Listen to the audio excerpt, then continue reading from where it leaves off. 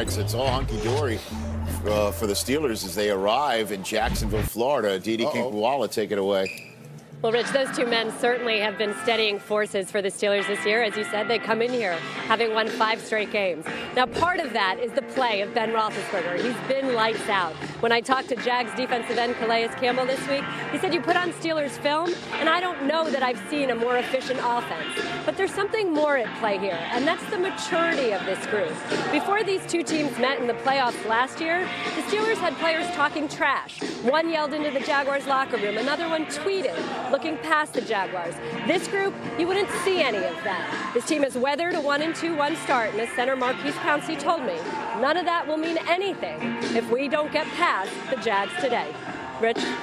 Okay, Didi, thanks very much. So is the current playoff picture entering week number 11 in the AFC, as we all know, it was an NFC game on Thursday night. You've got the Chiefs sitting there at 9-1. The Patriots are the only team that's beaten the Chiefs. They're 2 clear of New England, which is on a bye week this week. The Texans have won a whole bunch in a row, 6 in a row. You got the Chargers that nobody is talking about. And interestingly enough, NBC flexed into Chargers at Pittsburgh in a couple of Sunday nights from now. The Pittsburgh Steelers won. Remember they started 0-1-1, and we're all wondering what's going on. That was way back when Le'Veon Bell was not showing up. We had no idea when he was going to show up. Well, he's not showing up now. It's official. And the Steelers, see, this week, while they were going through his belongings, seemed to think that they were very pleased to not talk about him anymore.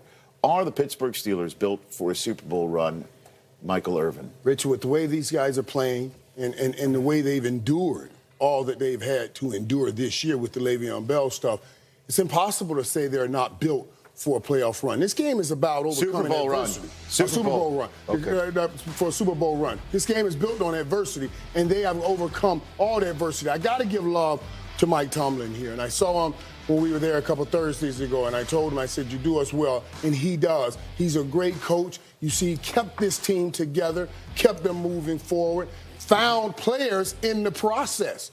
Because the front office is the one hamstrung him without Le'Veon Bell. But he still got James Conner in there, got him going, man, got that offense going. I say absolutely. The schedule's going to be tough. You talked about the Chargers game. New England, they didn't look like New England last week, and they'll have to play New Orleans. But I say, yes, they are absolutely built for a Super Bowl run. Yeah, they're at New Orleans week 16. They're home for the Chargers in 13, home for the Patriots in 15. Then they got to go to New Orleans. And I think the schedule is going to show us if they're built for a Super Bowl run. I mean, offensively, I still have no questions about them. I mean, I know it's not Le'Veon, but James Conner's playing great football. They've got Juju, who stepped into, a huge role there, a dominating wide receiver. You got AB, you got Big Ben playing well.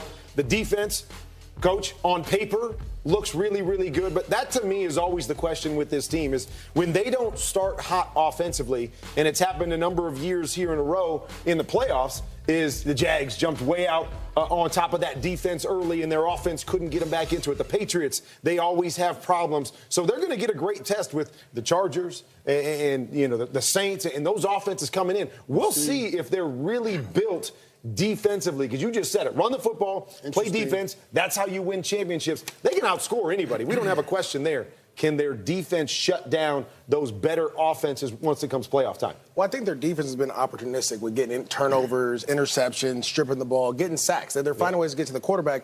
But James Conner in this running game, you have to give credit to their offensive coordinator and those coaches being very creative, going against 8-man boxes, finding ways to get this young man going.